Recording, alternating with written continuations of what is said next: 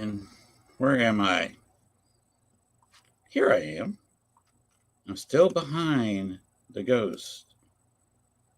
Oh no, I'm behind the other ghost. Anyway, there I am.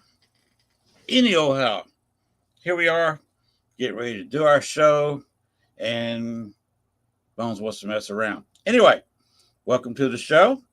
We are recording this. People are seeing on the podcast on May 12th. And this, again, is Lynn Dorman. Producer is Bones, a person on the buttons. Thanks a lot. Anyway, I've had a busy week. My wife underwent surgery early Monday morning. Had 3, 4, and 5 of her lower back, vertebra and lower back fused. I spent the night, 2 nights in the hospital with her, and we got her home yesterday. And I'm still being hectic. She's trying to walk around on a walker. So naturally, I'm having to do everything around the house right now. Top it off, we got a broke car. So I don't know. Life's a beast. Anyway, and that's the name of the car too, come to think of it. But tonight, we will be talking with, we're not talking with the fort, we're talking with Greg O'Brien, talking about Fort Milford. So I've never been here before. I know nothing about this fort. Of course, the information is running on this down below at the bottom, fortmilford.us. If you want to get some website information, everybody wants to get that website information and read everything. So you can read all about it right there. And we'll listen to the show, and we'll be covering some other things. The basics of the fort, along with its hauntings. So, let's get started. Bones, let's do the promo. Let's do the intro.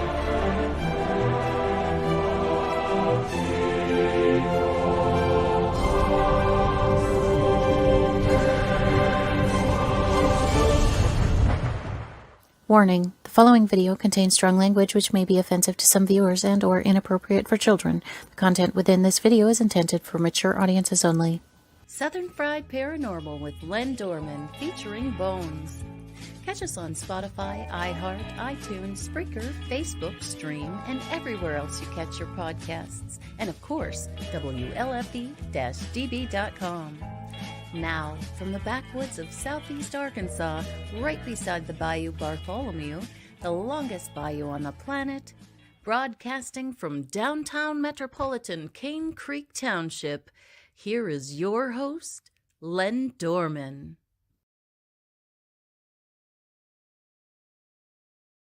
And here we are. Like I say, down here beyond on the bayou. Hope it don't flood. Well, and we have got some serious rain so far, but the next few days is going to be fair. Maybe a little cloudy. It's going to be quite hot the next few days. It got well over 90 degrees down here today. So we're kind of in the midst of a very short early summer. It's just going to cool back off to normal. Normal is about 80. So I'm not cutting any grass today or tomorrow. Anyway, we are continuing with our show. It's on WLFE.com, WLFE-DB on YouTube, along with my own YouTube channel. That's the CR, capital SEARK, PS, Len Dorman. And, of course, on Facebook Live, my own personal Facebook page, which is Len Dorman, my name. That's me. And, of course, you can always catch updates to what we're going to have at the Southern Fried Paranormal Facebook page. But welcome to the show. We all like to say we're on the WLFE-DB radio network. Tonight, we are glad to introduce, to those who don't know him, like I'm just getting where I'm knowing him, Greg O'Brien. Let me tell you a little something about Greg. Well, I'm getting a blank page. There we go. You got to be a little quicker with those buttons, Bones. Greg O'Brien is chief. He is the paranormal host of Fort Milford. Fort Milford was the longest active military fort in U.S. history, serving from Revolutionary War through the Korean War. Earned the nickname the Fort That Saved America during the Revolutionary War by holding off the British for 6 weeks, allowing Washington to establish winter quarters at Valley Forge. Served as a military prison during the Civil War, hosting Confederate, Union, and civilian prisoners. Layers of history, deaths, and spirits. Consistently rated in the top 10 of most haunted places in America. This sounds like a cool place to learn more about, like I'm about to, because I know nothing about this location. But here is a person that can cure that in a hurry. The one, the only, Greg O'Brien. How are you doing? I'm doing good. Are you ready to talk about your fort tonight? Yes, I am. We're ready to go. Okay, let's start with where it is. All right. Well, it's in Philadelphia. It's by the Philadelphia International Airport. So if anybody flies into Philadelphia, you really are going to fly right over Fort Mifflin. So it's right on the Delaware River, down by the airport. Oh, okay. And it's on, I guess, the good side of the river, the Philly side. It's on the Philly side. Yeah, we're not. You can look across from the fort and see New Jersey. Yes. What is the name of that town that's across from Philly? Trenton, in New Jersey. Yeah, Trenton. Trenton. Yep. Yeah, we're down. Isn't there another one? Isn't there another one right there close to you? Camden on the Jersey side. Yeah, Camden. Trenton. Yeah, Camden right across. I've heard. I've heard some bad things about that place. Yeah, it is. I mean, that Campbell Soup. That's where they still over there. So, yeah. Oh, they are. Yeah, they still have a plant over there. Yes. So, they're starting to get money back into there, and so. But I wish them luck. Yep. Just they put a new entertainment center over there. So. Okay. What is the history of the fort? Starting with when it was built? Well, it was laid out in 1771 by the British to protect the city of Philadelphia. Philadelphia at the time was your largest English-speaking city in the new colony, the English colonies, and it was their most important. It was the most populated. It was the most important port of the British colonies in America. So it was laid out in 1771 by the British. About 1774, they were starting to run out of some funds. So it wasn't completely finished by at that time. But then in 1776, the good old boys signed the Declaration of Independence down there at Independence Hall. Ben Franklin decided he needed the fort should get worked on, so he raised some money so that they could reinforce the fort. What the British didn't finish, the Americans fortified with logs and mud. So part of it was all stone. And then when the British ran out of the money and stopped, the Americans fortified it with earthen and logs. So that was, and then 1777 is the Philadelphia campaign. Down the about 30 minutes outside of Philadelphia was the Battle of Brandywine, September 11th, 1777. That was your largest land battle of the Revolutionary War. And Washington got outflanked. They lost that war. And that's when Continental Congress abandoned Philadelphia. They hid the Liberty Bell wagon and with hay, and they took it up to Bethlehem, Pennsylvania to store it so the British wouldn't melt it back down for cannonballs. And Washington told the troops to hold out to the last extremity. Howe came into Philadelphia unopposed.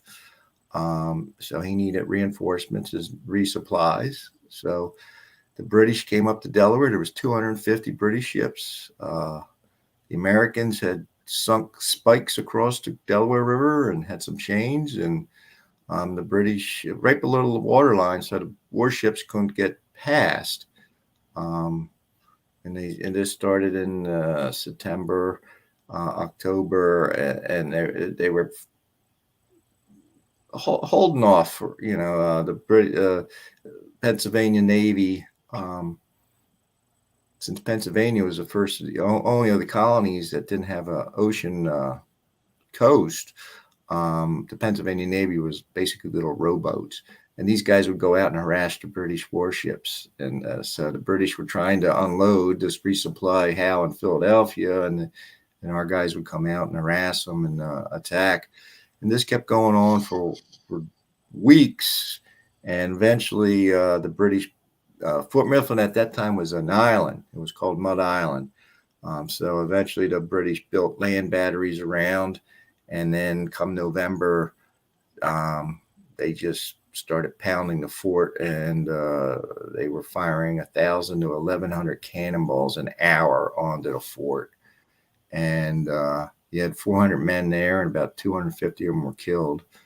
It got to the point, they were just their cannons. They didn't have any gunpowder. They were giving guys rum to try and retrieve cannonballs to shoot back at the British. But eventually it just got overwhelming. You got out of 400 men, you got 150 left. So they didn't surrender. They didn't ever surrender the fort. They just abandoned it. They left the flag flying. We have our Fort Mifflin flag, which was the Pennsylvania Navy flag. And another good thing with the history is the seamstress that made every Pennsylvania Navy flag was Betsy Ross.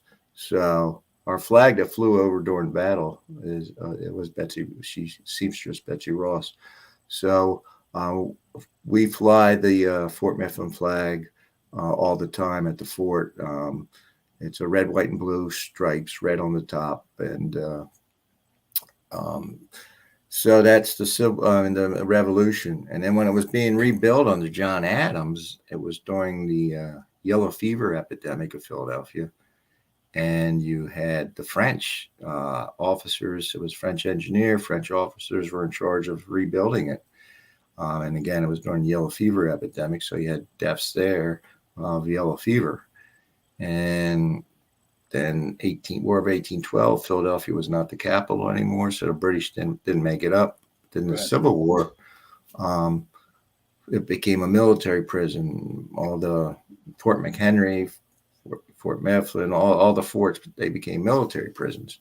And the fort housed Confederate prisoners, those POWs from Gettysburg, Union prisoners, those that were charged with, military crimes. And we had political prisoners, civilian prisoners, those that opposed Lincoln, opposed the war, were housed at the fort too. And it was just inhumane conditions. It was dirt floor. They slept on the ground. They basically slept on their own waste. Disease was rampant, through the fort. Then and it ran through the garrison.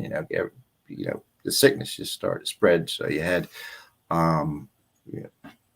women and children, wives and children dying along with their husbands and the prisoners. So you had all those deaths. And then we're right on the Delaware River, so drowning victims, washing up, recovered off in the river of the fort. Military, we had executions, firing squads, hangings, so lots of deaths. That's why I say lots of history, lots of deaths, and then lots of spirits there at the fort. Did you have any history after the Civil War? After the Civil War, yeah, it was still active through the Korean War. World War I, it was a munitions depot. We're right down from the old Philadelphia Navy Yard, right? That's one of the things that was there for World War I and World War II to protect help protect the Navy Yard. So World War I, they used it as munitions depot. And World War II, they actually installed anti-aircraft guns at the fort to defend the Navy Yard. And then Korean War, it was just a storage place. They just you stored supplies there. But after during World War One, II in Korea, it was all manned. It was all under Naval Command, but it was all the Marines that were housed there at the fort.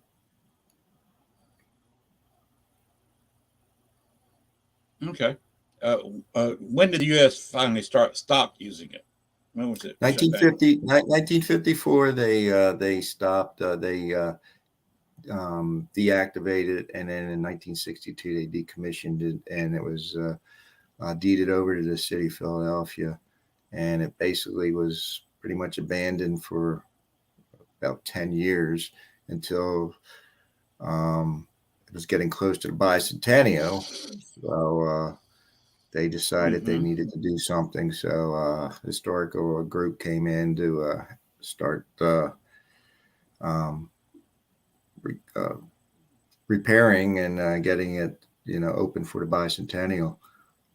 So it basically was abandoned for like 10 years. And that's when people would come in and, find things, cannonballs. I mean, thousands of cannonballs fired on there. People were cannonballs, just you name it, they were finding. And it's pretty funny because stuff is being sent back to the fort now from people that recovered things during the 60s and 70s before it became, under the Historical Society. Okay.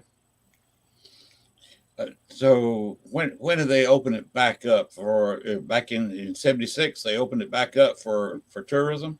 Yes, it was first under the old Fort Mifflin Historical Society, and now it's under the nonprofit that runs it is Fort Mifflin on the Delaware. That runs it. Again, we're under Philadelphia Parks and Recreation's division, but excuse me, the nonprofit's in charge of maintaining it and keeping it going. And so, yep. So, we're open Wednesdays through Sundays, 10 to 4 during the day. And, we have weekends. We have our tour guides, period dress, and so we have a lot of activity down there. A lot of events. That sounds like a lot of fun, especially on the weekend when you've got the reenactors there. We do. We have those tour guides in their period dress doing their tours, and we have special events. We have reenactments. Since it's, we have our big reenactment is the Siege weekend in November. That was the 14th, 15th. That's the big anniversary of the bombardments and when they abandoned the fort. So we have the big Revolutionary reenactment. We have Civil War reenactment since it was a prison under the Civil War time, and we have a World War II reenactments. And so besides the reenactments, there's all kinds of other stuff that goes on down there. We have crafting activities. We have our we do a jazz festival down there. Wow. Yeah. There's going to be a big music festival coming in September. It hasn't been announced yet, but it's going to be like a weekend event where they're renting the fort out. The fort takes up 20 acres, just the fort, but then the whole total ground is 40 acres. So there's a lot of land there, and people have finally discovered the fort. Surprisingly, the pandemic really helped the fort because, we were shut down as long with everybody else, but then when we were able to open up, we opened up the grounds. We kept all the buildings closed. They were not, no one was admitted into the building, but we had the grounds. We have nature trail. We're right on the river. So you got river traffic. You're close to the airport. You can watch airplanes, but we have There's a moat that goes around the fort, of course, classic moat that you had a 1700 fort. So we have all kinds of wildlife. There's beaver, there's groundhogs, there's fox, there's deer. We have a bald eagle nest there. Blue herons. Just the wildlife is just amazing. So people started coming out just to get out and walk around, and it really, like I say, it really helped us, because then we had some movie scouts come out, look at the place for some movies, but they fell through, unfortunately. And then we just, we've had some TV shows should come out too, and film. So it's been really very busy. Yeah, sounds like it. It's always been a shame to me when you see a fort with such history just be left to ruin. It is. There's money to be had in tourism. I mean, there is. It's just that the, since the fort's out of the beaten path, it's not in the historical district, with Independence Hall and the Liberty Bell and Betsy Ross House and, the First Bank, everything that's there right in the historical district. We're out of there. Basically, we're out of nowhere. We're, just stuck out there and out of sight, out of mind. But, right now, hopefully, we're getting some grants and to help out with the fort. And they say once now people have found out about us, so it's that's why I appreciate you having me here, so we get the word out, because people you don't have to be the paranormal. As I say, we're always in the top 10 paranormal. You've had Ghost Hunters, and we just had Portals to Hell. That just episode was on Saturday night, if you got to see that. We've had Don Wildman, Mysteries of the Museum. He came out to do his Mysteries of the Underground. We just had the Moonshiners. If you watch the Moonshiners, they came out to do an episode on spruce beer that Colonials made, and they were going to get the recipe and make moonshine out of that. So we've got a lot of interest now coming into the fort, which is really great, because it's one of the few enact revolutionary battle sites left. Well, if you build the brewery in there and give away free beer for a ticket, I'm in. Yeah, we do have our brewing classes. We just had one last Saturday where our regimental brewmaster, he does brewery classes, that cook. They spend the day cooking everything, and then at the end of the day, they bottle it and they put their yeast in it, and they take it home and let it sit for so long, and then they have their beer that was brewed at Fort Mifflin. So we have. Yeah, and with their jazz festival, I had no idea. I had no idea about this. Yeah, it's great. I mean, it's great to have our executive director Elizabeth Beatty to think outside the box, just not historical. Just to get people in. You have your history lovers, but besides the paranormal, you need to get broader. So we do these other events that really get the people out there. Like I say, we have our jazz festival coming up in June. We used to do it was called Speakeasy. We used to do it in the winter, and we have these casemates. That's where the prison cells were. And we would have everything in there. But then with the pandemic again, we didn't want to do anything in, so we put it outside. Right. And, the big parade ground. So we have jazz bands, dancers. We had a dance floor. We had licensed liquor vendors, beer vendors, food vendors. So that's a new event we're doing, and that really is taking off. So it's Our bread and butter is the paranormal and scouting. That's what keeps everything going. But these outside events are, that's what getting more people down to the fort and involved. So it helps so much. Well, I'm one of those paranormal people who love history. I know there's a lot of paranormal people out there who don't study history, and I Right. don't see how you can be any kind of paranormal investigator without knowing some bit of history. You don't even know where to go. I totally agree. That's how I got into. I had paranormal experiences when growing up and everything, but the history. It's like when my son was old enough to go out. I mean, this area, there's Brandywine Battlefield, which was the big the Battle of Brandywine, 1777. So there's that battlefield. There's the Paoli Battlefield, General Anthony Wayne. That's where the Paoli massacre had happened, where the British. He was harassing the British line as they were going to go into Philadelphia outside in Chester County, and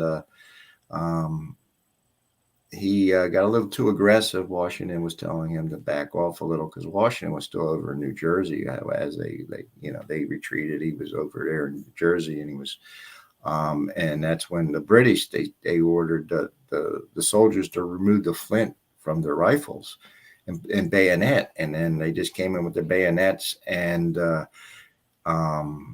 then the horsemen came up with the swords. So when the Americans would shoot, they'd see the light, and those guys just came in, and they just slaughtered the guys. Came in, and that's when the rally call, "Remember Paoli," came when later on during the battles they would yell that "Remember Paoli" because guys were just getting the British just came in and slaughtered these guys. So there's that. There's Anthony Wayne's homestead, Waynesboro. Of course, you have Philadelphia. So I got it. I love the history, and then then I got into the paranormal, and then I ended up at the fort volunteering, doing everything I could, and then more. I got into paranormal. I hit everywhere around. Pennhurst, Eastern State. Just everything. But then I just fell in love with Fort Mifflin, and then was asked, "Hey, do you want to just do the paranormal here at the fort?" And it's like, yes. So that's how I got in. I got in. So that's what I just say. Yeah, that's what I just love it. And just it's something that has to be saved, and the story has to be told. Because you just don't. People don't. They know of Valley Forge, but they don't know about what prior to Valley Forge, what happened. Right. Okay. Well, I certainly understand you and I kind of come from the same backgrounds. Love of history to start with, and then doing maybe a tad in the paranormal, but then getting all in. Right. What kind of paranormal events do you have there? Well, we do our own. They're called open investigation events. Our next one is June 25th. You go to the website. We open that. We invite different paranormal groups to come in and help us out. So we like to rotate different groups. There. You got it right below there. Right there. Boom. We rotate different paranormal groups that come in and help. That way, people, if they come back, we get people come back all the time. They don't miss one of our open investigations. But then they're exposed to different groups and different ways of investigating, and different people have different equipment. So we do them throughout the year of their open investigation. We rent the fort out for overnights or just 6 hours for the paranormal. That's why I'm down there a lot with all that overnights and those 6 hours. And so that's all. That's for the paranormal. And of course, we had the ghost hunters there. We just had Katrina and Jack with Portals to Hell. There's the ghost finders. So Even Nick Roth was there. He was there with Elizabeth Saint, who was on Ghost of Shepherd Towns with him. They come out and do they came out to film a pilot for a show, but unfortunately it didn't get picked up. But so anybody who's who always has to come down to the fort. Mm-hmm. So it's always great to meet these people when they come down. We have some we would do some events like Brian Cano would do events yearly at the fort, or we had Daryl and Mustafa from the A&E Ghost Hunters. They were out did an event at the fort. So for years we used to have the whole Ghost Hunters there: Jason, Grant, Amy, Adam, Chris, you name it, that would be there. Zappos. So everybody, they'd come on out and do events. So Okay. Yeah. It's a shame, like you say, about Nick and Elizabeth pilot, because they make a good team. They're interesting to listen to. They delve a little bit into the history too. Elizabeth and I have spoken over the internet. We're not real friends, but I've spoken with her. Nick, I have never spoken with over the internet person or anything. Are they as friendly as they look? Oh yes. Elizabeth she's a doll. I mean, she's a doll, but she's so sweet. I keep trying to get her back up just to stop and visit. But she's really busy with doing some things, and Nick was great. I mean, he was just down to earth, just nice as could be. So yeah, I mean, I haven't had any problems with anybody. Like I say, I mean, met basically everybody or anybody that's been with paranormal. So it's just everybody's been really good. Well, you also got to meet Jack Osborne, right? Jack Osborne, yeah. Jack was great, talk about his dad, Ozzy. Yeah. Oh, of course. Ozzy is a national treasure in two countries. Ozzy's a national treasure, I mean, hit the show with his mom and dad, what's that? Believe. Osborne's Want to Believe. Want to Believe, yeah. So we were talking about that. We're talking about his dad with all the UFOs, pointing out it's a ball lightning. So he was great to talk to. He's a great guy. That was a lot of fun. That was a lot. That was 4 days. 4 days and 4 nights. 48 plus hours. Yeah. Katrina seems like she is a doll baby too. She's local. I've known her for it's going on 11 years now. Really? Yeah. She's from outside Philadelphia, called Doylestown, Pennsylvania. So she's outside. Okay. So I met her the first time at the fort almost 11 years ago, and we've been friends since. So she's been down to the fort for a bit, and she's got something else coming up too. So I can't say anything about that until she releases it. But there will be something else with her and some of her other friends that came down. So that was I thought I had a little bit of interaction with her. So it is not negative. I've had almost no negative interaction with anybody, really. Right. But Katrina, she seems like a nice person, and I always wish her the best of luck in whatever she's doing. Yes, yeah, she's a doll baby. So I mean, she's busy too. I mean, it's great to see that everything started back up. After Ghost Hunters left, it was pretty much a lull there.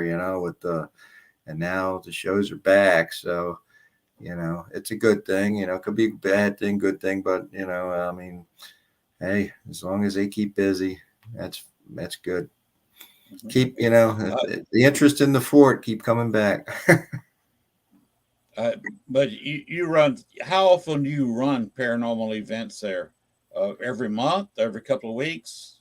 We do we do our open investigations like 4 times, 5 times a year. But Okay. the paranormal, the overnights, and those investigations are. I mean, we're booked with every weekend this year. It's amazing. We are booked through the whole year. Paranormal, scouts, events. It's amazing this year. It's just people, since portals came on Saturday, people calling up, but we tell them there's nothing till next year. So we have a lot of overnights coming up. So there's, I've been there some Monday nights and some Thursday nights, Friday, Saturday nights. It's That's always fun meeting different groups from around the country. I mean, they've come from Florida, Michigan, you name it, they come. Um, we had a group from Florida. They came up and took the auto train and drove in from Virginia. So Really? yeah, and people fly in. There's come out from Michigan and all the area around here: Delaware, New Jersey, Maryland, New York. So it's always good. I think we got a group coming. I think North Carolina, I think, is coming up on the schedule. So yeah. So it's busy, Okay. like I say, with the scouts too. I mean, we had the scouts. It's great to get the scouts out there because we get a lot of work done because the scouts doing their Eagle Scout projects at the fort. We had, since we're right on the river, Delaware's a tidal river, and we had the scouts were there for they spent a weekend. They were doing an Eagle Scout project at the fort, and at low tide they went down to do some scavenger hunting, and they actually found the lower human jawbone. So I Really? told, yeah, so the police had to come bag and tag it, and we never found out any information afterwards, date, they could figure something out how long that is. But yeah, I always tell people, we still got people spirits showing up, Mm-hmm. because the drownings, that they happen all the time. And some of it, of course, the police were brought in because there may be criminal activity. Yeah. Yep. I mean, there's you got the river, you got boating accidents. I mean, there's suicides, people jumping off some of the bridges there to either Gerard Point or Whitman, but Ben Franklin. They jump in, they wash down. So right, the fort was when it was given to the city. It's the actual old fort. We have the hospital building, but then there's the land around there is still active military. It's the Army Corps of Engineers and it's Army National Guard and Army Reserve units in there, and so you can actually make a point that everything it's still an active military fort. The grounds that the barracks that the World War I and II in Korea that the soldiers stayed in are what the National Guard when they're activated they stay in. So a lot of those Really? buildings, yeah. So that would have been the old Marine barracks and everything. So So it's actually still a National Guard site. still, yep, right there. It's a 54th Stryker Division, I think it is, a group from the Pennsylvania National Guard of Pennsylvania, the Oh, Reserve. Yeah, they probably have some of their equipment parked around too. they have their equipment park there, and then it's great to see them when they go out. They go out for their weekend of training and stuff. They come, and if there's anything happens big, when there was all that uprising happened when they activated everything. I mean, it was just Right. amazing the amount of any kind of big event like when the Democratic National Convention was there at Philly. Mm-hmm. Anything like that, they shut us down, and that all gets. It's just loaded with Secret Service and military, and so it's always nice to see them when they're strikers and their trucks buzzing around. Have they let you have any time in the striker yet? No, I'd love to get over in a striker. They're so cool. If you do, jump in the gunner position. All right. Because I've had a little time. It was unloaded. They would not let me play with a gun while it was loaded. Strange thing by the military. But if you get a chance, get inside one of those striker things, and maybe they could open up for the scouts. The scouts would love that. Yeah, that would be a good idea. Trying to work with them with the scouts, to bring stuff over. They come over. There's a fence, between us and them, but the road. We have a gate that comes in, and that goes right back to them. So they just open that gate, when they need to, and they're right on our ground. So they'll do their physical testing. They'll be out there on the grounds in the mornings and doing their jumping jacks and sit-ups and stuff. They're working them work out and everything, and do their runs.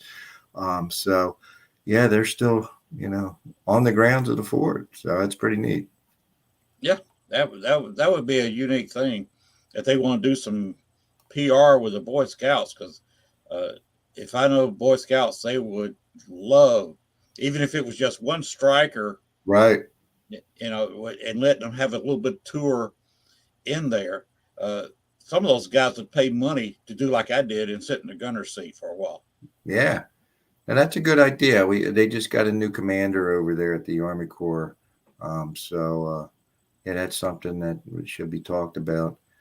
Yeah, it was cool too.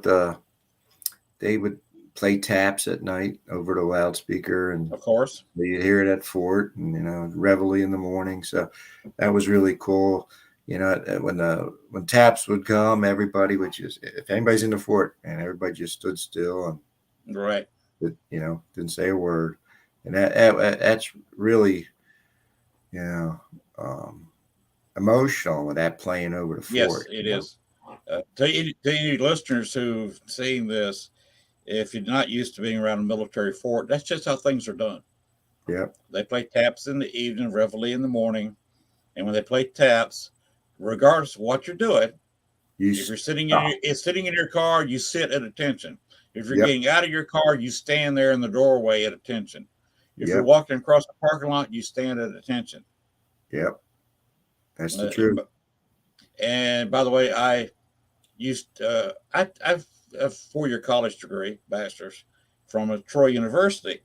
Back when I graduated, they had a division out at Fort Benning, Georgia, and was held in Building 4. If you've ever been in Fort Benning, Georgia, that's one of the larger military buildings in the country. That's not a hangar. Okay. And there's a lot above ground. There's even more underground. Right. Of course, that's home of the Rangers, home of the jump towers, et cetera, et cetera. And they had Troy University out there for a while. So, and we went in right at when they were blowing taps. So there was many times I was out in the parking lot and heard that, and you just had to stand where you are. Yep. So that's why I'm familiar with it, and I'm just telling anybody else this is standard procedure if you're around a military base. Yep. So, what? Let's see how much time we got. We got about 15 minutes before I need to take a little commercial break. I take a unique commercial break right now. Nobody has sent me a video to run, so basically I've just got a couple of banners, and I talk about the banners, and that's it. That's all a commercial break. But so we got about 15 minutes before I need to take 30 seconds and do that. But is there a particular spirit or ghost out there that you've interacted with? Oh, yes. He identifies himself as the judge. The judge. The judge. There was when it was a military prison. You had a group from upstate Pennsylvania. They were called the Fishing Creek Conspiracy or Fishing Creek Confederacy. There was a group against Lincoln, against the war. They refused to report for the draft. There was a rumor that they had a fort up there. It was heavily armed. Lincoln sent troops up there. They rounded up the townsfolk. They never found the fort or anything, but they sent 43 of them down to the fort. And then there was another group of 40 out in Clearfield, Pennsylvania. And in that group, there was a sitting judge, and he was a major in the Pennsylvania militia, and he had 2 sons in the Union Army. But at that point, hearsay got you locked up. It was basically hearsay that they attended a anti-Lincoln meeting, a secret meeting, and so those that were supposedly attended this were rounded up and shipped down to Fort Mifflin. The judge, even his 2 sons, they were ordered to arrest him. Wow. Yeah, it was bad. So yeah, he was sent down there. So Judge Jacob Wilhelm is the name. And my thing is, I want to know if it's Jacob Wilhelm or if it's just the alpha spirit that just identifies himself as a judge. Yeah, he drops the F-bomb. He greets me, F you, Greg, F you. And, yeah.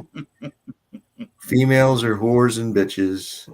So I just tell people, yeah, he's a great, we don't have any negative or demonic. This guy's just really pissed off. And he just, so he gets in my face, and he just I don't know why. We had a group of the Molly Maguires sent down to the fort too. If you're familiar with the Molly Maguires, that was that secret. Yeah, they were secret. It was a good movie. Sean Connery and came out in the 70s. Sean Connery and Richard. I forget who else, but it was the Irish miners. They working up in the mines up state Pennsylvania. And about the company towns. They were paid in company pay. They had to buy their food and clothes, everything from the company. They weren't paid in regular money. It was just company money. And these guys, they all Irish, and it was a secret society called the Molly Maguires. And they started striking, revolting, and they ended up killing some of the. They would send Pinkerton guards in, and it got ugly. So a bunch of them were hung, and there was 60 of them sent down to the fort till they were tried. So I don't know. Since my last name's O'Brien, as this judge, doesn't like Irish. I don't know. Possibility. So that's my name is English, so I don't have that issue. Yeah. So that's my goal anymore, is just to sit. I want to have a face-to-face with them and find out what the hell is the problem. Because I've experienced everything you can think of at the fort. So Are there any other individuals there? Yeah, we do have. We have quite a few. We have females. We have children spirits. We have these been well documented. A Revolutionary War tour guide. He gives these great tours by this one building. It's Powder Magazine, where the gunpowder was stored. Right. And he usually does it during the week when we don't have any tour guides, and usually when there's only a couple people in the fort. People will come out of the fort, rave about this revolutionary tour guide that went explicit details of the siege, the bombardments, describing and just emphatically about this whole bombardment. And then, you tell them, well, there's no tour guides working today. So he's been documented multiple times, and people freak out when they get them. So I've seen a Revolutionary War soldier, but I haven't. I've been asking to get the tour, but I haven't gotten the tour yet. So that's another one of my goals. I want to have a tour by this guy. Right, exactly. If you figure that you don't have any tour guides on site, but you have a tour guide on your tour, definitely break out the camera and start recording. Yep. Because I would love to see this guy. I would love to see him. I saw a full body Civil War guy. I was walking out of the fort toward we have the old hospital building. It sits outside the actual fort. They put the hospitals away for the sickness, and that's our administration building and everything. So I was walking out of the fort to go over to the hospital, and I stopped dead in my tracks, and I saw a Civil War soldier. I mean, explicit detail. I saw his private, the V, the red on his shoulder, and just walking in front of me.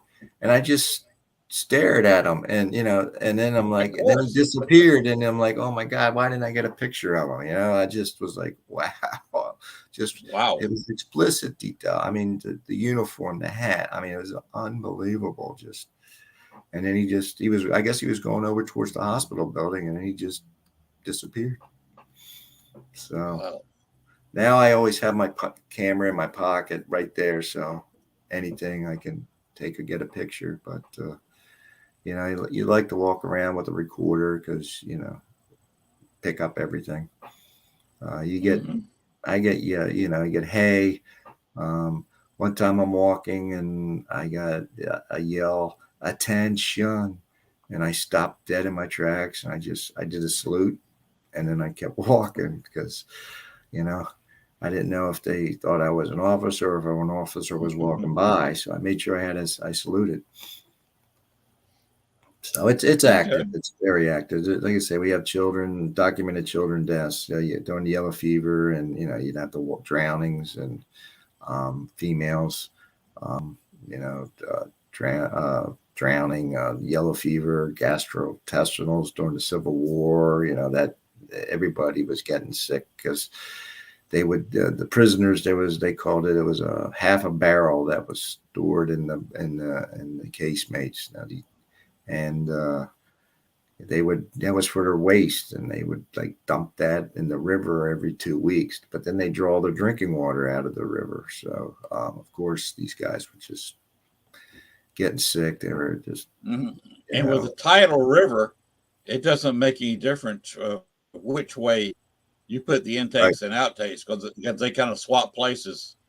Yep, and the fort's downriver of Philadelphia, so that time, Civil War time, everything from Philly was going right into the Delaware, so it's coming down and downriver, right. And so that stuff, those guys, it was just sick. Like I said, I went through the whole garrison. There's a woman, Elizabeth Bunker, that was there, and 1864, she actually died over in the hospital building from gastrointestinals. So she, those guys, it was just bad conditions. So, yep, we got plenty of them. Like I say, you got the tour guide. We have the females. There's an Elizabeth Pratt that was there. She died of yellow fever. She had 2 infant children that died of yellow fever. And you pick up French too. When the French rebuilt the fort, we just had a scout group 2 weekends ago, and there was this woman, and she had her tent, separate. She was over by one area over by the Powder Magazine area, but she was woken up. She said, she heard wagon wheels, and then she heard a gentleman speaking in French. Giving French orders, and she was petrified to look outside the tent. So she called the fort to tell about her experience, and she goes, I don't understand, why would I be hearing of somebody speaking French? And then when she was told that it was the French, the officers, it was a French engineer, and the French officers that were in charge of rebuilding the fort under Adams, That's what really freaked her out. Wow. How many people were hanged there? Do you have a figure for that? Yeah, know of 2 that were hung in the 2 firing squad. Most famous hanging was William Howe. He was a Union soldier. Um, he was basically a hero at Battle of Fredericksburg. He picked up the flag that was dropped, and carried it through the battle. But then he got sick, and he was supposed to report field hospital in Washington, D.C., but he decided he was going to walk to his house in Bucks County outside Philadelphia um, to recover. But 6 months went by and he didn't report back. So they sent federal marshals up, and during the night, they never identified themselves. They just banged on the door demanding William Howe, and a shot rang out and one of the federal marshals was killed. So then Howe tried to escape, but they rounded him up and then they threw him down in the fort, and he was housed with the other Union prisoners. But then again, those floors were dirt where they housed them, and they tried tunneling out, and he got accused as being the ringleader, and then they threw him in, which is called casemate 11, which is solitary confinement. It's just a real hole in the ground that he was thrown into. And then he was taken to Eastern State, held there and convicted of murder and desertion. But they brought him back to the fort and hung him at the fort. But that was a public hanging. Supposedly Lincoln wanted to make an example of him, and they sold tickets. They brought his wife there. They brought all his his company. The company, his union, everything, and they sold tickets. I mean, it was a public hanging. That was pretty brutal. Sounds like. Yep. So, yep. So, like I say, that him and just the 2 hangings and a couple executions, firing squad. Some of them, there was articles, they would condemn like 4 or 5 guys to be executed, and they would kill one of them, and then they let the other guys go. And it's like an example. Okay, you do something else again, this is what's going to happen to you. So, they did some serious mind games back then. Yeah, that's kind of rough. Yeah, but you've given, I've lost count of reasons for this place to be haunted, and I've gone to locations and know a lot of people have been to other locations for any one of several incidents that you're talking about. Right. Like I say, there's layers. It's just not one event. It's just layers. I've investigated 2 Civil War prison camps, but it was just people that was there for 4 years. Yeah. You're talking about Revolutionary War. You're talking about you did not tell me anything that happened in 1812. I'm assuming the fort was still active. Fort was active. It was manned, like I say, since Washington, D.C.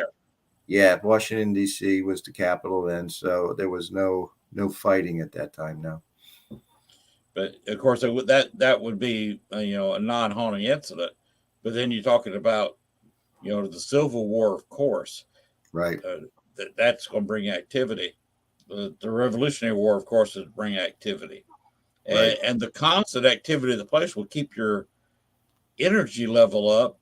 And now you're talking about a tourist destination with an active National Guard base right there, right? Which they can feed off that activity. That everybody moving around, the power used, just the human activity. You've just got umpteen reasons why this place would be haunted. Right, and we're right on the Delaware River, so you got the water. There's a moat around. A moat surrounds the fort, so there's the theory of the water with the conducting the energy. So I mean, it's just a hotbed. Yeah, you're talking about tidal river too, so the tides go up and down. Yes. Yeah. So everything washes back and forth in front of the fort, and that creates a whole bunch of energy. Yep. Definitely. All right. Well, I told you I was going to have a little commercial break. All Now righty. feel free to comment about either one of these things because one of them is in your neck of the woods, namely this one. Yeah. Yes, I'll be going to that. Definitely. Have you got a booth? You be doing speaking there, or are you just going to be there? I'm going to be there. I'm just going to be there just to talk to everybody. Um, but I'll be there the whole weekend. I might have a booth. We'll see. I'll Well, see what time. that would kind of open up about the fort. Just have Oh, you yeah. a Fort Mifflin booth there, and anybody who stops by, at least you can sit down. You're not just walking around talking to people. That's exhausting. I've done that. It's not fun. Oh, yeah. Oh, yeah. Get you a booth. At Yeah, least you can sit there. definitely. It's good to sit there and talk with everybody. And then there's also good to mingle around and talk to everybody, too. Of So, course, have somebody watch the table for you, then make your rounds. definitely. There's some people here I know. Of course, I've heard of Chip Coffee. I've never worked with him. John Zaffris, his reputation. Yep. He's a great guy. Down to the fort a lot. He's a great guy. Oh, you've met him in person, huh? I met let's see, I've met all the ghost hunters. They've all been down to the fort. Destination Fear, I've met them. They are a great group. I want to get them to spend the night at the fort. No one else that's come in. They do their filming and then they're done. I want them to spend the night. So the Ghost Destination Fear, Ghost Brothers are cool. I've met all them. Chip, I've met. John, Dave Schrader, I've met. Let's see, Dave Chris Schrader's Smith. a great guy. He's a great guy. He's a great Chris and Mike, definitely the Reef Chasers that met them. And Mark from New Jersey Paranormal. I've met them. So the only ones I haven't met are Corey and Satori. So yep. So they're Well, all you great. see, that's a lot of people, a lot of knowledge, and for what is that, $20 admission? Oh, it's $20 admission. It's incredible there at and I mean that's between Philadelphia and New York, so it's packed. So yeah, I'll be up there. It's Saturday, but I'll go up there Friday and have a stay over Friday night, Saturday night, and it's a great time with everybody. They have VIP meet and greets and everything during Friday night and Saturday night for people. I think that's all sold out, but this is a great thing. Amy is probably the most popular. She is great. But there's like a 2-hour line just to see her because Wow. everybody that comes up, she basically does like a reading with them and spends time with these people. It's amazing. It's just not high, but to go, everybody that's there is great to sit and talk with you and take pictures and do whatever. But yeah, Amy, man, it's amazing. I just like watching her interact with the people that are waiting that want to see her and just what she's reading. It's amazing. She's very amazing. Okay. Well, now maybe the New Jersey Paranormal Expo owes you a free table. I think John, the organizer. I think we're working on that. Okay. Good luck. I'm And we waiting to have hear this from. one. Yeah, that's a good one. A lot of the same crowd. A lot of the This same one's coming crowd. up Yep. a little bit quicker. This will be this month in a couple of weeks. Yep. Yep, you got the Heather Taddy there and Ben Hansen. He's a great guy. Heather's great. Let's see, you got the booth, you have Brian Cano and for her from the Conjug and it's in the back. I've met her. I can't. Oh, I'm having a brain fart. I met her. But yeah, everybody, Adam and Amy. And I met the Bruce brothers once, and I I had just walked up to them. I'd never spoken to them before. They didn't know me from Adam. And I just said, you two guys look like the two coolest guys in the paranormal. Oh yeah, I mean They the dress the part. They suits and just the look hats. cool.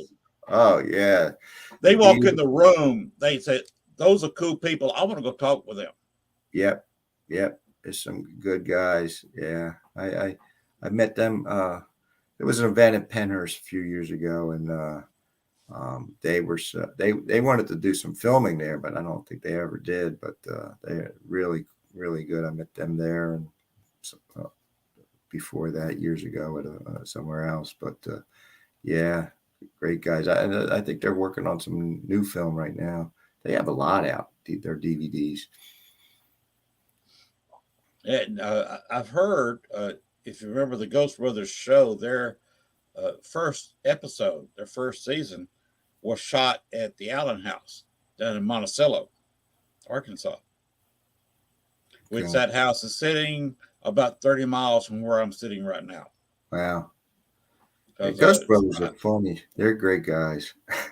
that's what the people who own the Allen House told me. They were up there for several days, and they said that those guys are just cool and as nice as they can be. Nice as they can be. And if you go meet them in person, they have their own pancake mix that they sell. Oh, okay. Ghost Brother pancake and waffle mix. Pancake and There's waffle mix. there's course, the plug for the Ghost Brothers. Of course, they're from Georgia, so I got to plug the Georgia guys. Yep. Now they're great guys. Mm-hmm. Where I'm from is Columbus, Georgia. I think I told you, Fort Benning, which puts me about 75, 80 miles to the southwest of Griffin, Georgia, which was the birthplace of Doc John Holliday. Wow. And he went down to, his family moved to Valdosta, which is only about 30 miles from Columbus.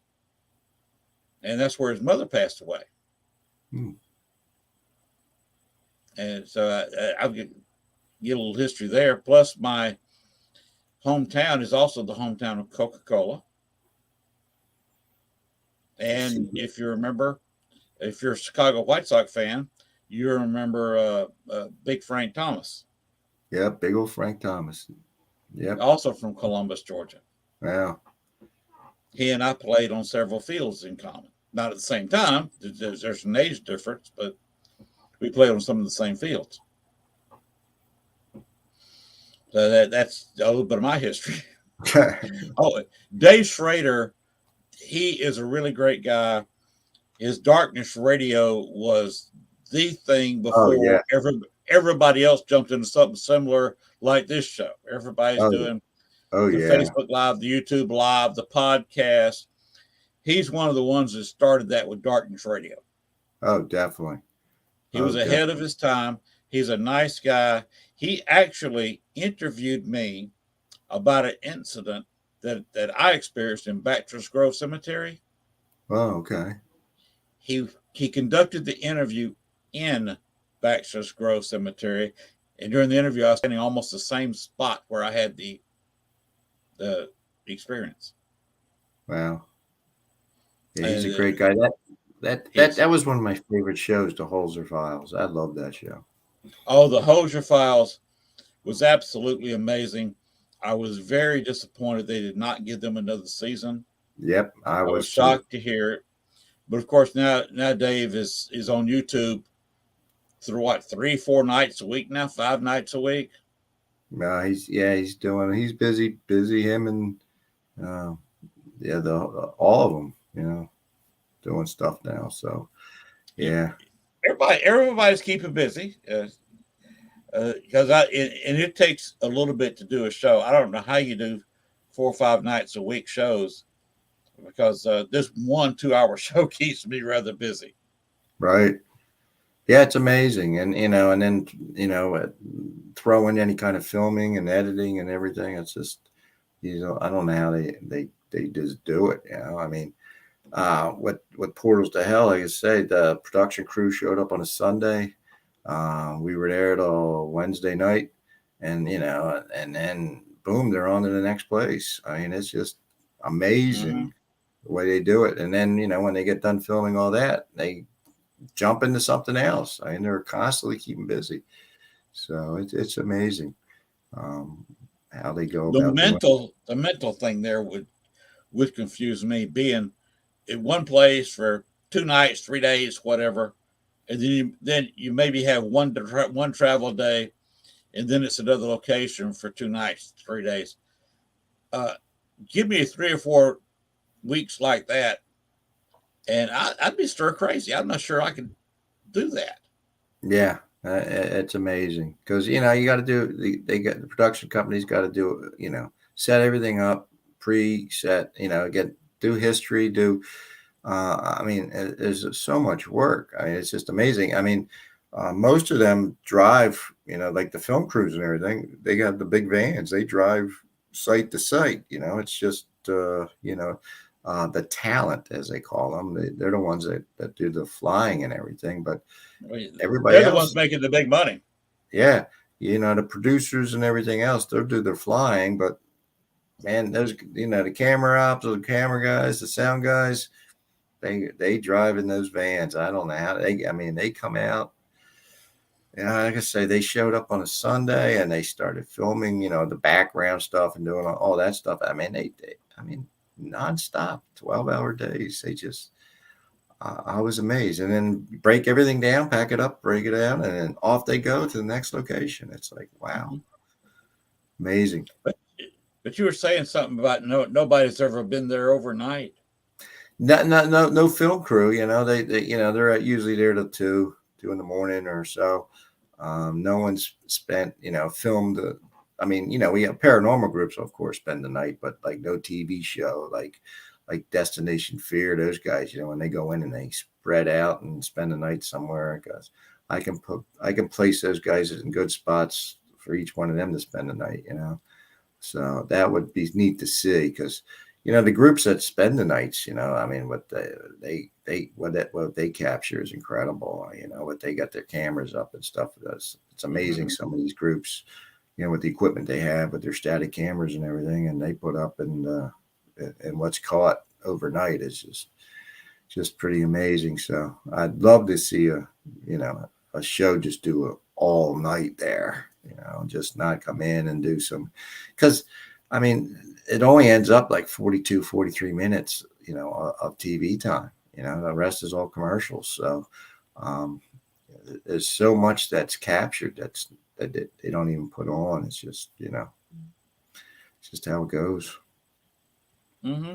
If I had a team, I would think about going there. But I am a team of one. Yeah. So I've got to edit everything, produce everything, and then do it. Right. Film crew, I don't have. If I do, like I did a couple of years ago, I went to visit several Civil War sites here in Arkansas, and it's basically me and a camera, either shooting area, or if I'm talking in the cameras, basically doing a video selfie. Mm-hmm. Yep. So I'd.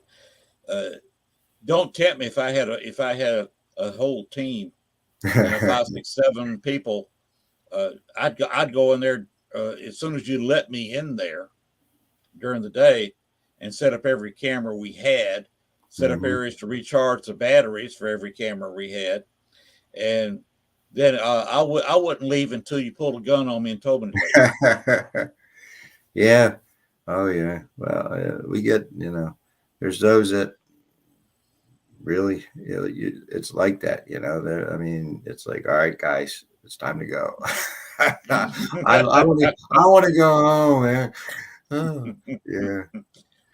I've had that happen. I was one of the last investigators to investigate the old French Quarter Wax Museum, obviously in New Orleans, and I got locked in the place by myself for 2.5 hours. Wow.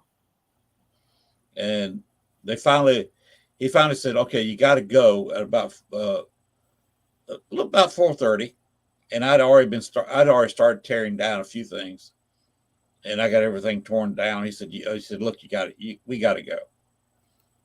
Because he said, we've been up all night, and I would like to go home and go to bed. It's Yeah. past 5 o'clock in the morning. Got to go. Yep. But so yeah, I know how that goes. I didn't want to leave because I had a ghost box open, and I was still getting stuff packing up. Yep. Yeah, but those nights when it's active, it's just amazing. You know, when you just You don't want to you leave. don't want to leave. That's Nope. why I say you'd have to pull a gun on me to make me leave. Because I'd be one of those idiots that keep you there till either the activity stopped or it was 7 or 8 o'clock in the morning. The sun was up, and I hadn't slept in 24 hours. Now we got plenty of muskets. Because that would make must see TV. You and whoever else was working there, pulls the muskets out and Get out. loads it, put powder in them, and said, "Y'all, hey, you with a camera, you got to go." Gotta go. Yep. Well, is there anything I'm not covering here? You've named some of your ghosts. Right. We've talked about that you do run paranormal events there, kind of all night. Yep. Sleepovers. Yep. We have our Uh, I'm- sleepovers. I'm assuming that if people want to arrange for next year, because as you said, you're pretty well sold out this year. Yep. That the website down below, we were both kind of pointing to it right here, right across the screen, run the finger the right way. Yep. Fort Milton .us, which is different than .com, of course. .us, so that's important. But they can go there and they can pay some money up front, and I'll assume go ahead and make some reservations for next year. Right. You go there, you go to the pull down to the events, and then you go to the paranormal, and yeah, there's the information's all right there, and you would just put a deposit to lock the date in, and then settle up when you get there. And it's pretty easy, and and like I say, you need to book for next year because there's nothing left this year. Of course, what I'd do is I'd like to go in there all night long. One of the days where you've had some of the reenactors there, it's been people there, people in and out, creating a lot of energy. You got in costume people on just the weekends. Is that correct? Yeah, just the weekends when we have our our tour guides and cannon demonstrations and musket stuff, and you shoot a cannon. Mm-hmm. Yeah, we have our cannon. We shoot, and the guys will shoot the muskets, and so yeah, I mean it puts out a lot of energy. So yeah, that's and then during the night, then the paranormal group come in and investigate. And also, if the scouts are there, the scouts really charge it up. The younger ones, them running around all day long, I mean, they charge it up. It's, so if you can get in after a scout group, if the scout group doesn't spend the night, if they're just there during the day, the younger scouts, or if they're there Friday or Saturday and then stay Friday night and they're out of there Saturday or whatever, but you get after a scout group, it's charged big time too. So that would be so much fun. Yeah. I mean, our big siege weekend, I mean, that was the first time I was there with the scouts. It was 20 years ago or so. Scouts, we spent the night there. But it was like the weekend after our siege weekend with, the reenactment of the battle of 1777. And wow, that place was off the charts. And that's when I was like, wow, I'm getting into the paranormal big time after this, because it was like, you name it, it was happening. There was us adults are running around chasing voices. We thinking scouts are out there. We're running around chasing Wow. voices. We're doing head counts. Okay, everybody's here. Who's out here talking? So yeah, that's what really got me interested in it. So but yeah, scouts, because the scouts run around all day, and they were dead at night, man. They just slept because they had no energy left. Of course. Like a bunch of 12-year-olds on sugar. Yep, that's exactly it. Because Fort Middleton's unique too, because it's a National Historic Site. But the scouts can go there and hang out and explore, and hands on. So it's not just going somewhere and it's just look. These guys can hands on, touch, climb, go through everything, climb the walls. So get in, sleep in the old bunks, so, yeah. One question I've got that you Okay. haven't covered. A lot of people obviously died at this location. Yes. With everything that's happened since the Revolutionary War. Yeah, there's probably quite a room full of people have died there. Yes. Where were they buried? Various locations? Is there a cemetery nearby where they placed people? Well, during when they built the hospital building, like 1820s, there would have been a cemetery behind the hospital building, but that was removed. They were the bodies were all exhumed. So Are you sure? Well, you know how it is. They could take one femur bone and say, okay, we removed the body, So, but that's on the other side. That's over on the Army Corps of Engineering site right now. So we couldn't do anything. But can't go in there. Can't go in there. But it's I mean, the death. These guys. The cannonballs, vapor. I mean, there's got to be. I mean, bodies around, and plus way back before the airport expanded, it was all marsh back there. The fort was the fort was Mud Island, and then they filled it in to make it landlocked, but still it's all, you got tidal marsh and all still back there.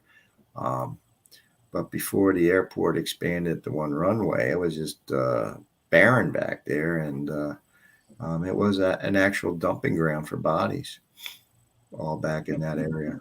So, just a lot. So I'm sure there's bodies that haven't been found still back in there, and, back in the swamps. Since you like history, look up sometime. I think the book is still available on Amazon. Of course, most books are still available on Amazon. Look up To Die in Chicago by George Levy. To Die in Chicago. All right. I will do that. To Die in Chicago. Is that like, oh, yeah, that'd be the mob. Okay. No, not the mob. Holmes? To Die in Chicago is a Civil War. It talks about Camp Douglas there in Chicago, where between 4,000 and 6,000 Confederate soldiers died in the prison camp. That's awful. So it's all Civil War. It's just 4 years. 1862 when they opened it up to close to the end of 1865 when the last prisoner finally walked out. Wow. Yeah, it was brutal. brutal. There was a lot of death. It was right there. Well, it's about half mile, 3/4 of a mile north of where Soldier Field is today. Back then, it was on kind of the outer edges of Chicago. Right. But today, it's well within the city limits of Chicago. Yeah. They called it 80 acres of hell because the land was kind of low. So a hard rain, they were near ankle deep in water. Right. During winter, the snow, they were anywhere from ankle to knee deep in snow. Right. That's how the fort is. We are actually below the water line of the Delaware River. So there's seawall, river wall, whatever that keeps us being flooded. But when we Right. get heavy rains, there's 2-3 inches of water standing there because it just can't. If the tide's high, it's not draining out. Because the moat that goes around it does have a sluice gate that the river can, the water flows back and forth from the river. So if there's a high tide and it's a heavy rain, that water isn't getting out of there. So, Wow. We get, you get good 2-3 inches of water walking around. So we always tell people, bring boots, make sure you wear your boots, because even if it's nice and sunny out, it might be a little moist. So. One recommendation I got for you there, something little trick I used at Bachelor's Grove. Have some duct tape and some plastic grocery bags. Oh yeah, put them in your boats. What? Or put them outside. Yep. But use them as plastic galoshes. Right. Or overshoes. Depending on what country you're from.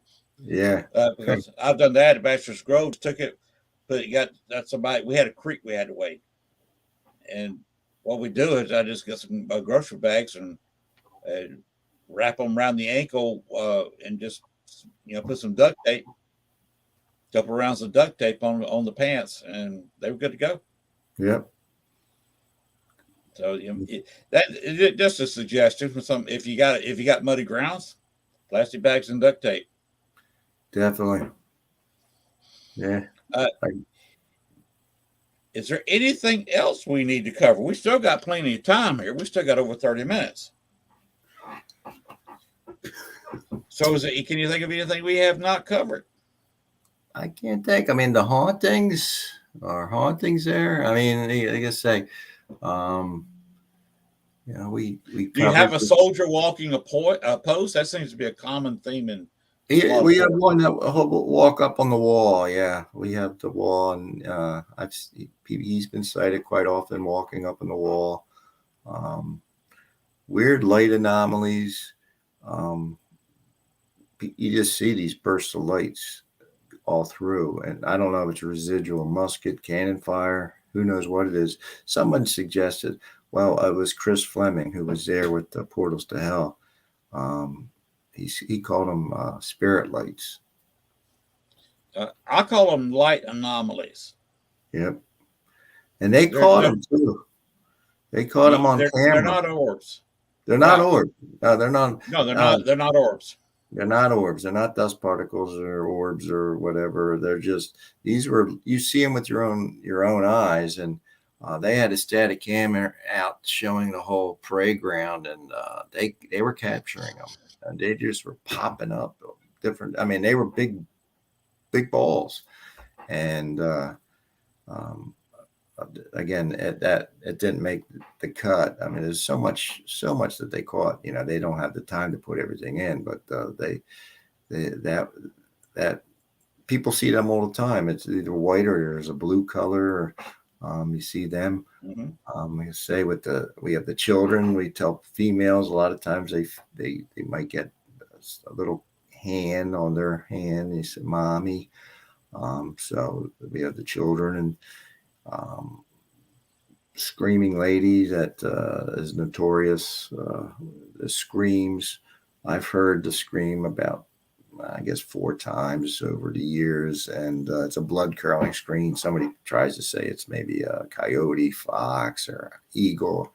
It's a blood curdling scream. It's been documented by the Philadelphia Police. The Army Corps of Engineers is called Philadelphia Police because of the screams coming from the fort. So they've come out to investigate multiple times. So that's well documented. So we have our screaming lady, who we don't really know. Like I say, Elizabeth Pratt. Elizabeth, the name Elizabeth is prevalent, picking up. So Elizabeth Pratt, like I say, she died in the early 1800s of yellow fever with 2 young infant children that died of yellow fever. And there was she did die at the fort. She did die at the fort. The 2 children died at the fort. Yep. Then there was Elizabeth Bunker, 1864. She died They got sick and died over at the hospital building at the fort. So we had the two Elizabeths that did die at the fort.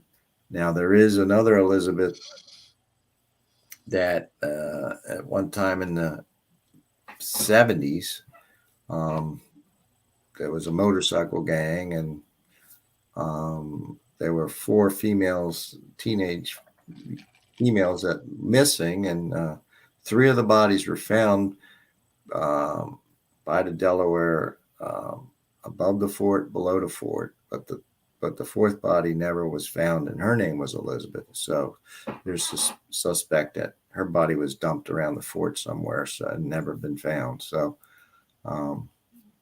that's something that has been looked into. There's been books written about that and everything. So You ever get anybody that has heard either Elizabeth looking for somebody or saying her own name, or you say, who am I speaking with? And they say Elizabeth. Yep. Elizabeth identifies herself all the time. Yes. So Wow. we get her. Yeah. She, even if the last Portals to Hell, they picked up the Liz or Elizabeth.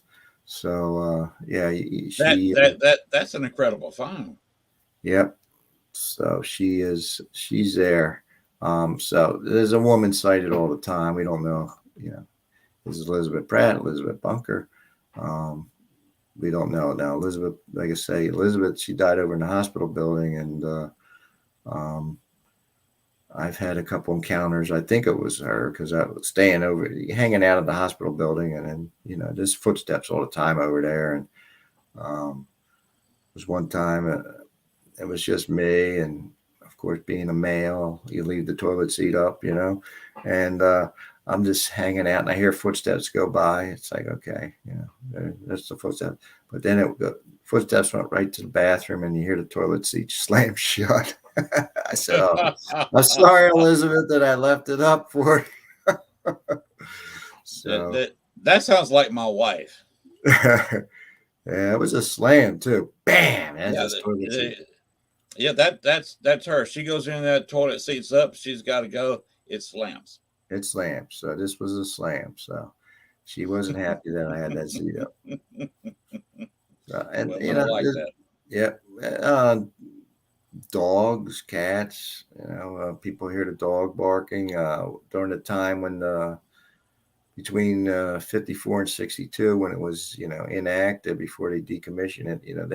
The Army, they had their guard dogs. They would do patrols with the guards at the fort before they decommissioned it. So people hear dogs barking, and we used to have a cat, Albert. We called him Sir Albert. And man, he had runs at the fort, and he loved Doritos. I mean, if you brought Doritos, oh man, he would mooch Doritos big time. And he died, and he's buried at the fort, and you can feel him rub against your leg. And I tell people, if you have Doritos, he's going to be coming around you. So that's our little, we call him Sir Albert. So very interesting. So yeah, you got DVPs, ghost box voices, everything. I mean, we light anomalies. Light anomalies, EVP, shadow figures, full bodies. I've had things climb over me. I had things go through me. It's just, you name it, it happens. I mean, AVPs, audible. Hear it with your own ears. Let's say footsteps throughout the fort. I've sat there at 2-3 o'clock in the morning and heard them marching back and forth on the parade ground in front of me. Just to hear them, oh my God, just to hear them marching. And nobody out there. No one's there. No one there. Wow. Cannon fire. You can hear the cannon fires. You can hear the musket fires. It's just, I mean, a lot, with the residual, it all depends on, everything lining up at the time for the residual.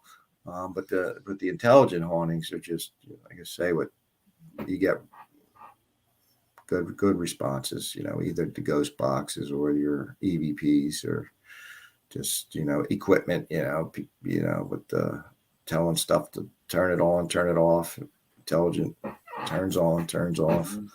So, Just for people who don't know, a residual spirit is something you might can see, you might can hear a footstep, but they will not interact with you. There's no intelligence there. It's just a reenactment. The theory is it's just residual energy. right. Something that's trapped in time that happens over and Mhm. over and over. The When intelligent ones you can get to interact with you to turn something off, turn something on. Uh, yeah, you answer say their questions. to answer questions. You call their name out. They'll answer. Sometimes they call their name out. Sometimes they'll call your name out. Yep. Have you had that happen to you? Oh yeah, that with the judge, the F you Greg, Greg F you, or I just get Greg or hey, But yeah, they know all our tour guides that have been there for years. Um, they know all of our names. Everybody's had experiences. Um, uh, we some one of our tour guides that he won't stay over any nights because he was stayed one night and he was shaken awake. So, Oh, yeah, yeah. It happens. When we have overnights between scouts or paranormal, people they get physically shaken awake, and there's no one there, and so that happens. That's common. I tell people just there's physical contact, nothing aggressive. People get touched, hair stroked. Females mostly with their hair stroked or get touched on the shadow. Their shoulders or their hands. So that's the extent of it. I mean, the most aggressive um, contact I've ever experienced. We in October we do a candlelight ghost walks. We have the fort just with lanterns and we walk and candles. We walk with the lantern candles and we walk through the fort.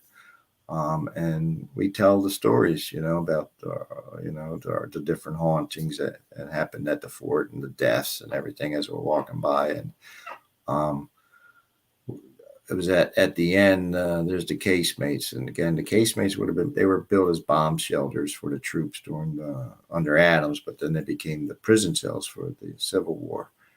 And there's 5 of them in a row. And it was at the end, and there was a gentleman with his girlfriend, and the woman she's talking about me, and he snuck off and hid in one of the casemates ooh, that okay. were going up. And as we walked by, he jumped out at the girlfriend and she freaked out, screamed. And she was really upset. She was cursing him and just really upset. And he was laughing, and I was walking, and he was next to me in the front. And as we're walking out the fort, all of a sudden he goes flying forward. He got pushed to the ground. He got up, he turned around, he started to yell at the girlfriend, but she was all the way in the back of the group, nowhere near him. So they didn't like what he did to the girlfriend. So they just let him know by giving him a nice little push. So that was the most aggressive thing I've ever encountered there at the fort. But so don't piss your girlfriend off, I'd say. Right. So, One thing I did at the mentioned the Allen House earlier. Uh, a tour group came through, and I had Echo Vox, communications device, open up on a table, and there's 2 main spirits there. That's Liddell Allen and her son. He's got another name, but nobody called him that. They called him Allen because he was his father's son and went by he was junior. And everybody got mad at Liddell's husband, and she later divorced him, so she was mad with him too. So they didn't want to call the son by anything resembling her ex-husband. mm-hmm. So they called him Allen. And a guy came in wearing a baseball cap, kind of like you are, but he was the only one wearing a baseball cap on the little tour. So I said, Alan, can you give me the name of the gentleman that just walked in this room wearing a baseball cap? Alan's a little bit of a jokester. He loves the tours. He likes to cut up with people and likes to pull a little prank once in a while. Mm-hmm. So very loudly, he named the name of this gentleman. He ran out of the room and left.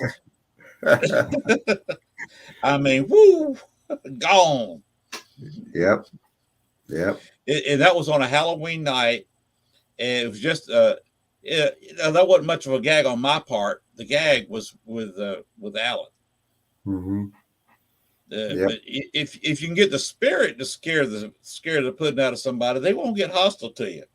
No. Yeah, I enjoy when that happens too. You know, like you had a group one time was talking, and in one of the casemates, there's a spirit that particularly likes blonde females. He'll stroke their hair or touch them.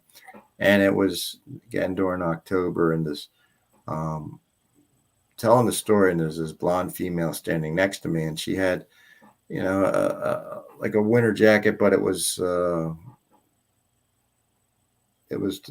guess a fleece, but it was like,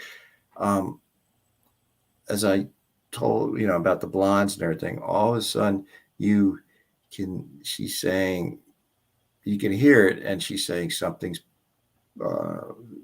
pulling my jacket, and you actually heard the jacket getting pulled, and you could see it get pulled, and it's so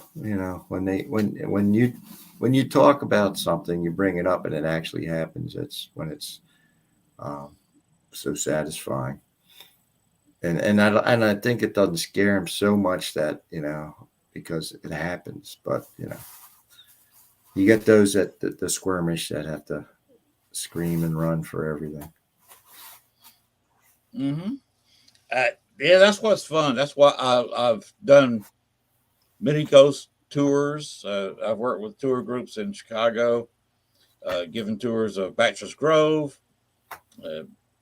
The Historical Society was one Halloween going out on a bar crawl, and the tour company wanted me to come in and dress kind of in a vampire costume, mm-hmm. and give a history of the bar, which, as you mentioned earlier, about the mob, this was a mob-owned bar, and if you study the mob in Chicago, it's at 26th and Wentworth in Chicago.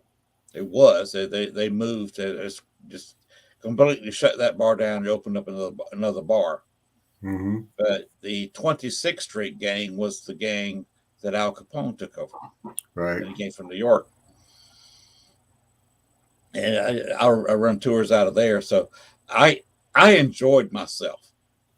And I envy you doing what you're doing. Yeah, I enjoy it. This is, like you say, people, the fort, I love it there. And, I think when you grow attached to a location, and it's just, for me, it's just relaxing to go there. The atmosphere, the energy is as soon as you walk in there, you can feel that energy, and it's just, it was a calling, I guess, to be there. Well, you're very lucky to get something like that and have a place where you can go, and it seems to be making you quite happy. It does. I guess, like, just to interact, with the people there, the people you meet, coming in and sharing the history, sharing, broadening their knowledge of the history of this country, and yes, I mean, to me personally, I personally think like Fort Mifflin, the grounds are the most hallowed grounds in the country because these guys, sacrificed their lives to hold the British off long enough so that the rest of the Continental Army wasn't annihilated. These guys were like just a speed bump. Washington told them hold out to the last extremity. So 400 men fought till there was only 100, 50 of them left, and they fought till they couldn't anymore, and then they didn't surrender. They rode across the Delaware River Road into New Jersey and the fight again. Just amazing. So it's hallowed ground for me, and then and then you pay respects to them, and plus you pay respects to the prisoners that were held there and the inhumane treatment that they had. Just sleeping on the dirt, sleeping in their human waste, being fed rotten meat, stale bread, contaminated water, drinking water. They were given a half candle at night, just a half candle for everybody that was in the cells for light. The cells it's under they're covered by like 6 feet of dirt, so for bombardment. When they were rebuilt under Adams, they were for bomb shelters for the troops. So they have all the dirt on top to absorb the cannon fire. So in the summertime, it's cool, but it gets damp and you could get humidity. You got people in there, the humidity, so it's dripping on you. In the winter, it's freezing. They had openings for ventilation and then one little fireplace. So guys would huddle around in the winter for the fire. But they were given blankets. They were given the ones that the mice and rats ate holes in, so it was just inhumane. So you have to honor those men too, that what they went through. The civilians, these guys were just rounded up, no charges. They were thrown in there and, and died, got sick, and then, hauled out eventually to serve, go to court. But, the guys were up to 80 years old that were thrown in there, prison. It was just, wow. Yeah. Amazing. So, mostly just your farmers, your blacksmiths, your merchants, your everyday citizen, just rounded up, and just because they opposed Lincoln, opposed the war, and, just, thrown in there basically to rot. So, wow. You just have to honor those guys too. You honor everybody that served there, because the conditions, just the conditions were awful for everybody there. Yes. You're on an island, probably drinking contaminated water. Yep. Because they tried doing wells, but of course the wells didn't do any good. So too close to the river, probably. Too close to the river, you get the blackish water. So it was just awful. So I guess the soldiers, they were given their rations of rum, so it was basically rum and beer. You drank that instead of any water. So wow. And people, non-historians, always say, well, I wish it was like it was in the good old days. Right. A lot of those people need to go back to the good old days for maybe 5 minutes, and they would probably sue you for sending them back for those 5 minutes, because it'd be the worst 5 minutes of their lives. Yeah, get used to using a latrine with no toilet paper or anything, or to try and supply your own food and your own sheltering, and then just to live the way, put up, if you even had a building,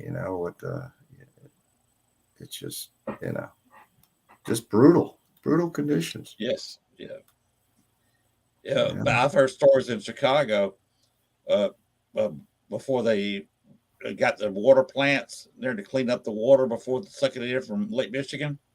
Mm-hmm. that if you drew a path, and this is up into the 1920s and 30s, that if you drew a bath water, they had screens and stuff around the water intakes, but you would still get small fish in your tub with you.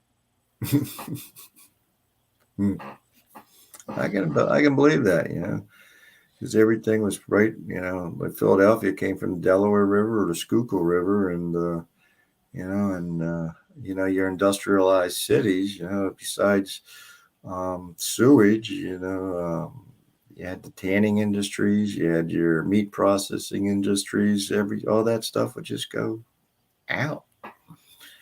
So yeah, they complain now. It's like, right.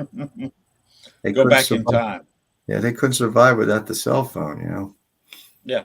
And with these people, younger generations now, they'd have a hard time surviving the 1960s. Oh, yeah. No Yeah. remote control for the TV. Yeah. And one or two channels. And One or two those really, channels. really fuzzy. Yep. And then try to get the rabbit ear antennas to get a picture. Yeah. Your parents want to watch Lawrence Welk or something, Lawrence Welk. and you've got to stand there behind the TV set, hold with both hands, holding those Yep. rabbit ears, and go, you know, twisting them, go forward, backwards, turning it. Yep. They couldn't live like that, and to go to a place like you're talking about, you know, you and I would have a hard time living with that. Oh, hell yeah. Yep. Because our intestines aren't set up to drink dirty water. No. And spoiled food, and you know, just no. Wouldn't last as long as they did, that's for sure. No, we'd probably both be dead in a week. For sure. But okay, let's go back to where we can get all the information. FortMilfin.us, not .com, .us. FortMilfin.us. Then get all the information, all the paranormal, and all the history stuff. Is that correct? That's it. You got all the history. We have the history there. We have all the events. We do all kinds of events. We reenactments. We have brewing. We have a regimental brewmaster that does brewing classes at the fort. We do scouting events at the fort. We do other events besides the reenactment, jazz festivals, dance festivals. So there's a lot to do. And plus there's 40 total acres. There's a nature trail. We have a lot of wildlife.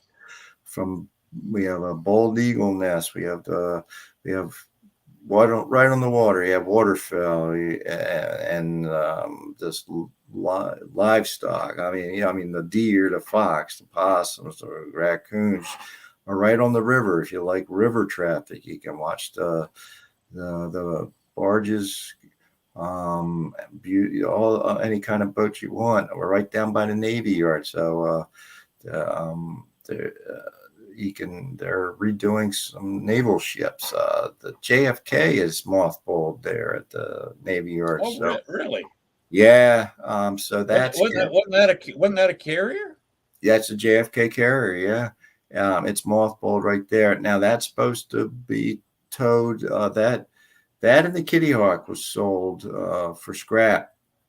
Now the Kitty Hawk was coming from out in Washington, so that's working its way. I think they're getting scrapped in Texas, and there's a tracker, the Kitty Hawks, coming up the coast of South America that had to go all the way around South America. It couldn't go through the canal.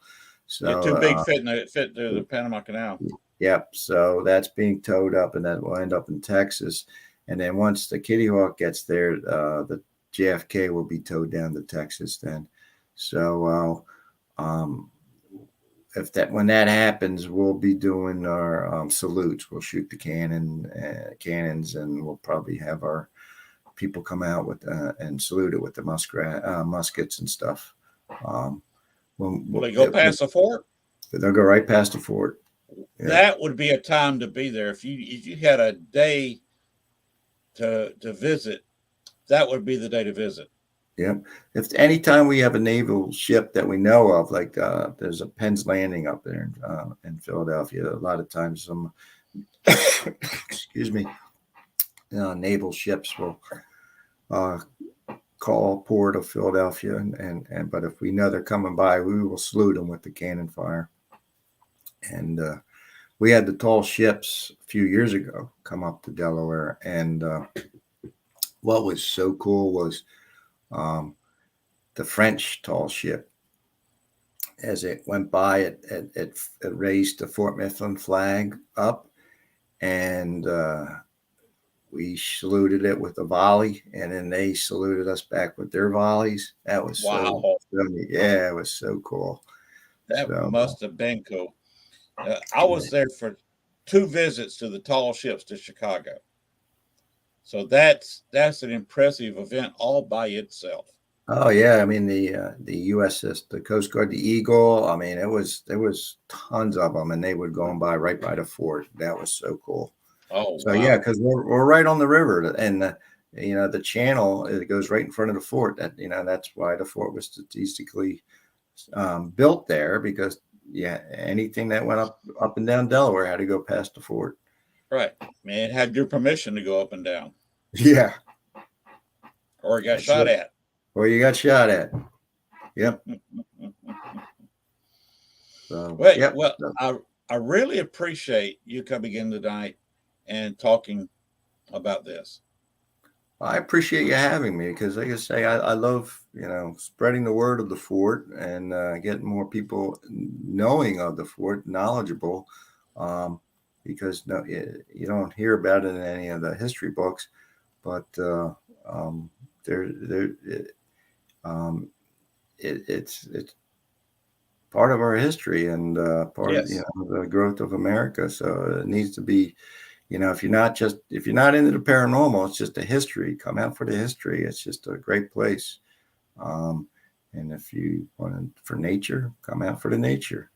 Just come out to walk and spend some time with us. That's what we, and if you're into the paranormal, this is a great place for you. Wow. I can't think of any better way to end it unless you have something else you want to say about it. No, I don't. I mean, just, I appreciate you having me, and I appreciate, all those that joined us tonight. Just look us up and, learn about the history of the fort and the history of the United States.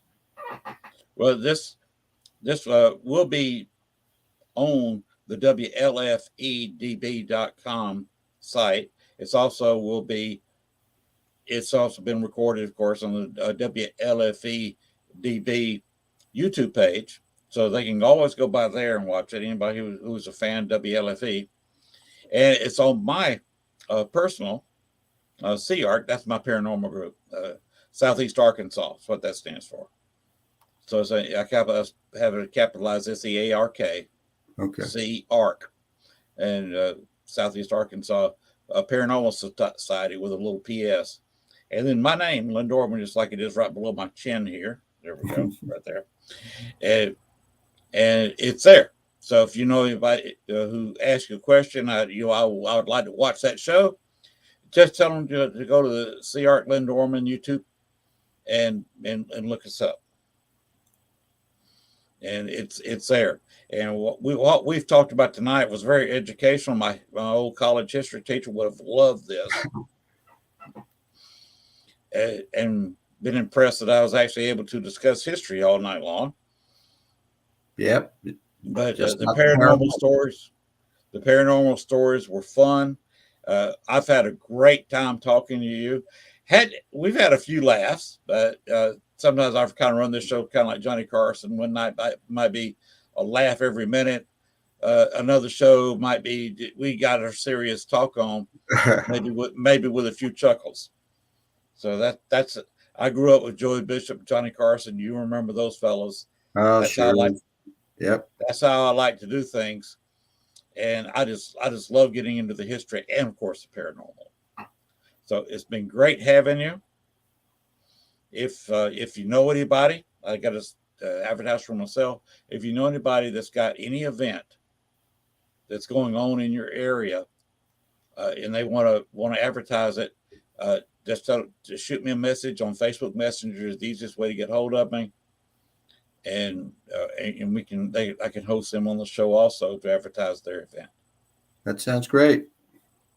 So if you know somebody doing the New Jersey Con, if they want to come in here in the next week or two, next week I'll be doing a couple of in the next week. I've got a couple of recorded shows in the can that I've done on Saturdays for people who just can't be here on Thursday night that I was going to show. But if you know anybody from that Paracon in New Jersey wants to come in there next week or 2 weeks from tonight and have, I can host up to 10 people here on StreamYard. If they want to come in here with a whole group and let's talk, we can spend the whole night talking about their little Paracon. Sounds good. All right. You take care of yourself, my friend, and we'll be seeing you around. All right. Thank you. Thank you for having me. Thank you a lot for being here. Have a great night. Thank you. And that's it for our show tonight, ladies and gentlemen. Hope you enjoyed it live on YouTube and Facebook. The recordings will be available on YouTube, both the LFE DP YouTube page and my own CRPS, Lynn Dorman. It's also available for on podcast, both audio and video podcasts, wherever you get your podcast. Now, one more time, I'm going to show the one we were talking about, the 6th annual New Jersey Para-Unity Expo, Woodbridge, New Jersey. That's July 23rd. That's one where I would like, if anybody wants to come up from that con, July 23rd. If you want to come in here with 4 or 5 people, that's fine. We can talk. We can spend 2 hours talking about this Paracon. And the same goes for the Ohio Parapsychon 3, 20th to the 22nd of May. You better hurry up and reserve the next day, the next week or two, and we'll be glad to sit there and host anybody talking about your con. If anybody else has a Paracon, contact me on YouTube and send me a note on Facebook Messenger, and we can sit here and talk real quick and get you on, because I'm going to be showing recorded shows the next couple of weeks. All righty. Good night to everybody. I hope you enjoyed yourselves. And right now, we are going to turn it over to Bones. And Bones, you guys ain't going to say? He didn't say a whole lot. Anyway, we'll take care of yourself. Like I said, next week's a recorded show. I believe I'll be showing the Tony Zabelski. I always have trouble pronouncing his name. Next week's recorded show, he talks about the ins and outs of his tour and some things he's gotten into in Chicago. So, in Chicago fans, it's time to look out. And if you want to discuss history or the paranormal in Chicago, that's what we did for that show. And you can watch that next week. But Bones, get us out of here. Thanks for watching our show. Be sure to tune in to next week as once again we journey way down south into Bayou Country for another heaping portion of Southern Fried Paranormal with Lynn Dorman and Bones. Make sure to like, share, and follow. Y'all come back now. You hear?